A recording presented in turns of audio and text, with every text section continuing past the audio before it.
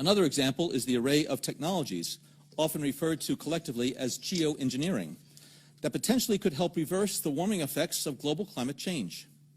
One that has gained my personal attention is stratospheric aerosol injection, or SAI, a method of seeding the stratosphere with particles that can help reflect the sun's heat in much the same way that volcanic eruptions do.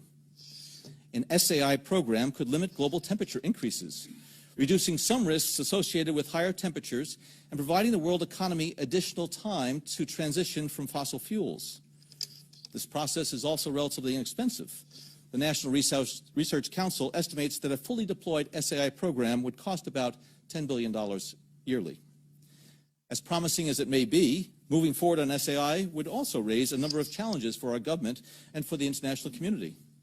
On the technical side, greenhouse gas emission reductions would still have to accompany SAI to address other climate change effects, such as ocean acidification, because SAI alone would not remove greenhouse gases from the atmosphere.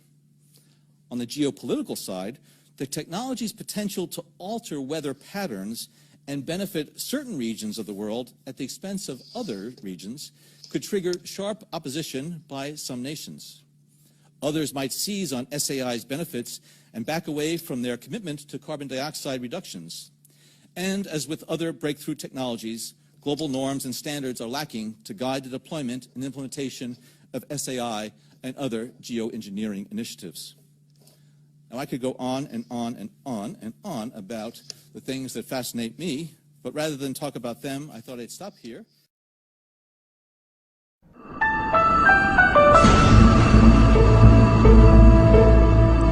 Guten Abend, liebe Zuschauer. Der strenge Frost ist erstmal vorbei, aber es bleibt noch kühl bei uns. 0 Grad Höchsttemperatur oder etwas darüber morgen in Mitteleuropa.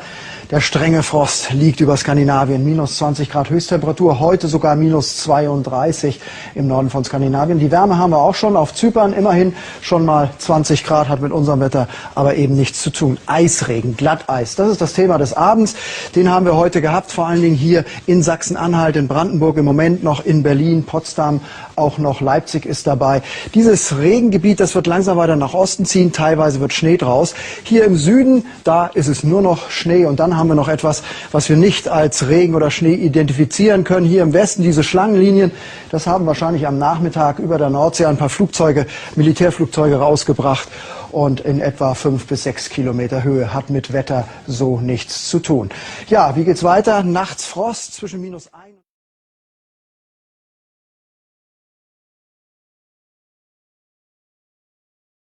The RMB situation, you mentioned a so-called currency problem. I mean, do you see the day in the next 5 years where it's fully convertible and flexible?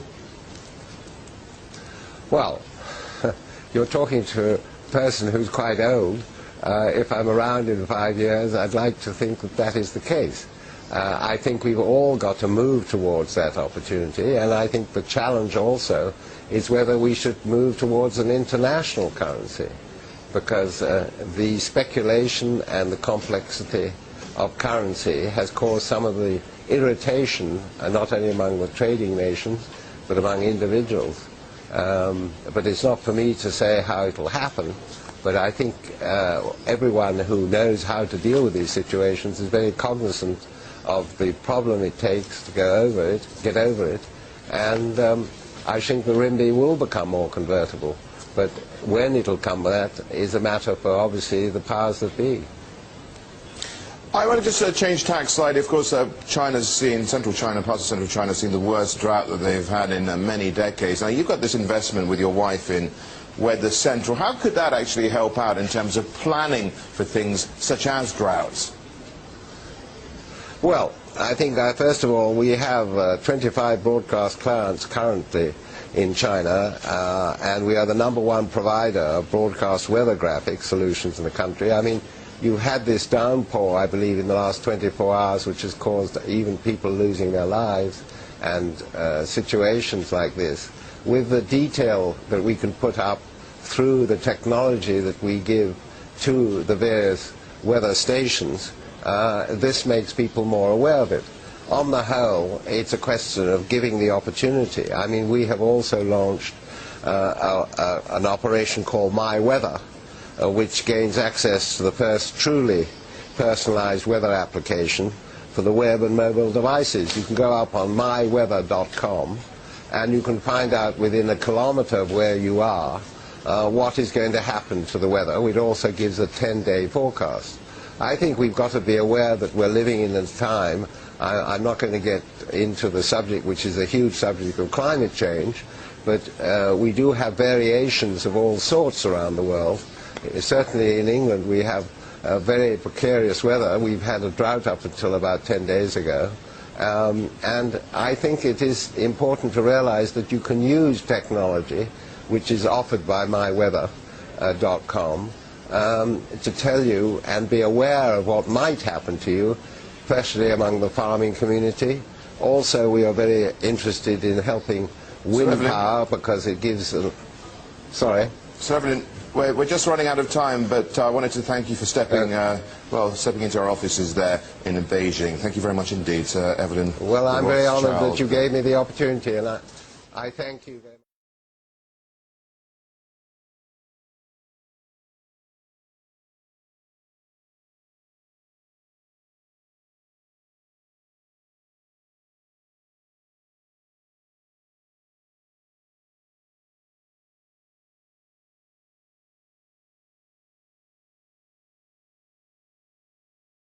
Occasionally the military will put some substances into the atmosphere that are detected by our radar, our weather surveillance radar.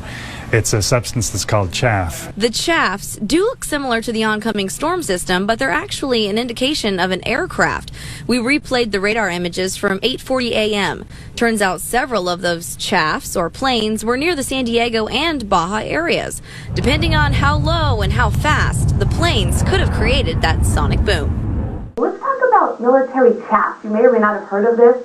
Now, chaff is something that the aircraft are equipped with. It's a spray that they put out in the atmosphere to confuse ground radars. It's a protection against, say, the radar-guided missiles, okay? So when they're flying these test patterns, they'll chaff the sky, and it shows up on radars.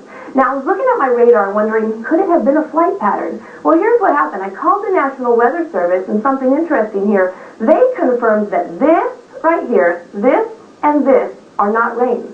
That was not rain on our radar. So this is not rain. What is it? Could it have been chaff? Well, we may never know. But we've been dealing a lot with some military activity in terms of chaff anyway, and that's something that I experienced for the first time yesterday. That was a whole lot of fun. And that's where the military just basically dumps some of the tiny particles of plastic or metal, mylar, into the atmosphere. And basically they do this when we do already have weather in the area, because it's been around since as long as radar has been around, because that's the shot from yesterday's 6 o'clock show. What they do is try to confuse ground-based Doppler radar systems, and as Mark put it so kindly, ground-based meteorologists.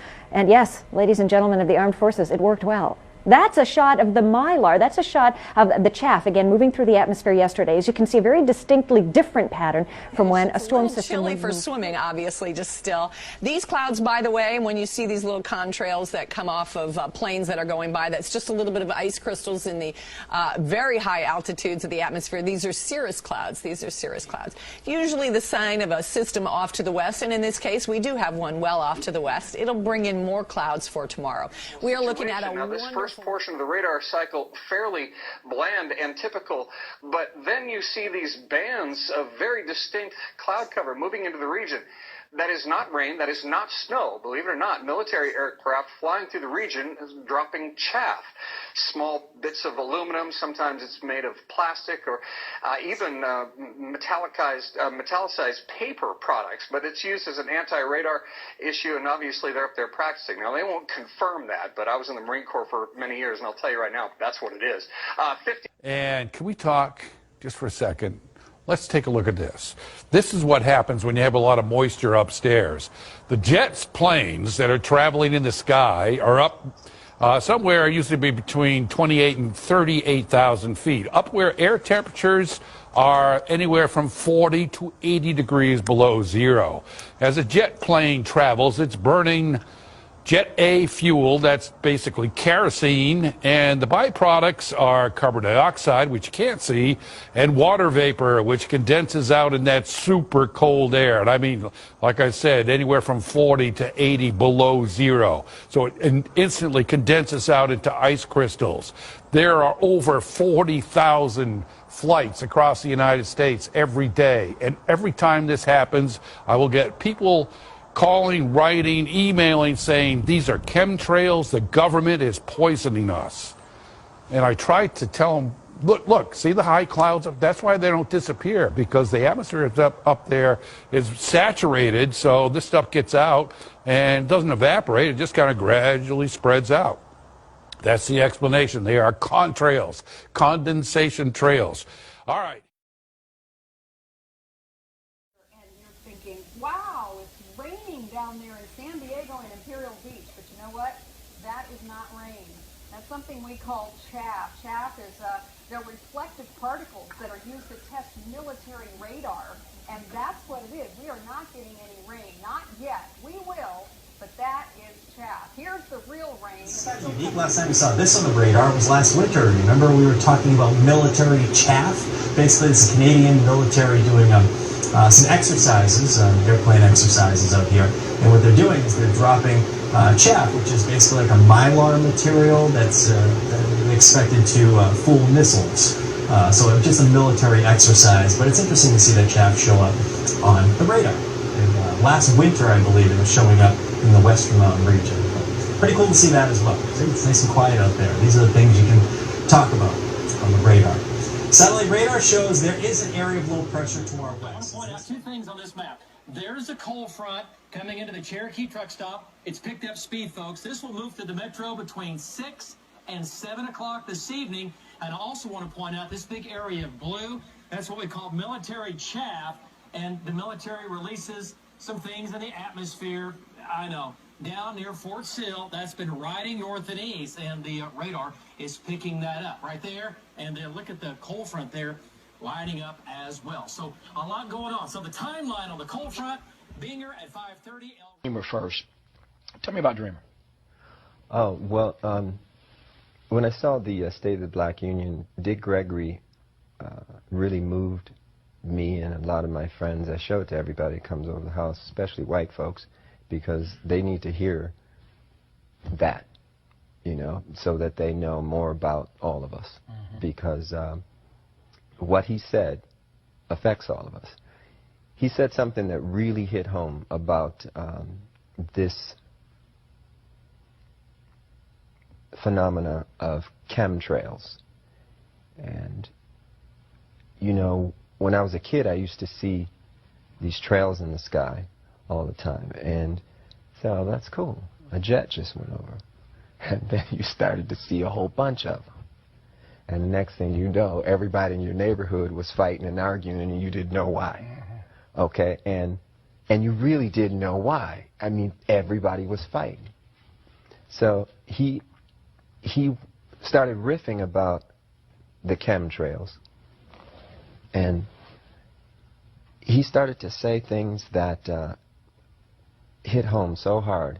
And I would recommend that everybody try to get what he said online or wherever and try to get a copy of it and just listen to it. Because I was so moved that I had to write the song. The other thing is the first line of the song says I was born on the same plantation in the United States of the red, white, and blue. And we live in a place now that feels just about like a plantation. We're all indentured servants, you know. When I found out there were 8 presidents before George Washington, I wanted to smack somebody. You know, I wanted to know why I was taught otherwise. Just tell me the whole story. I'll fill in the blanks, but don't, you know, don't tell me something that you think I'm supposed to know.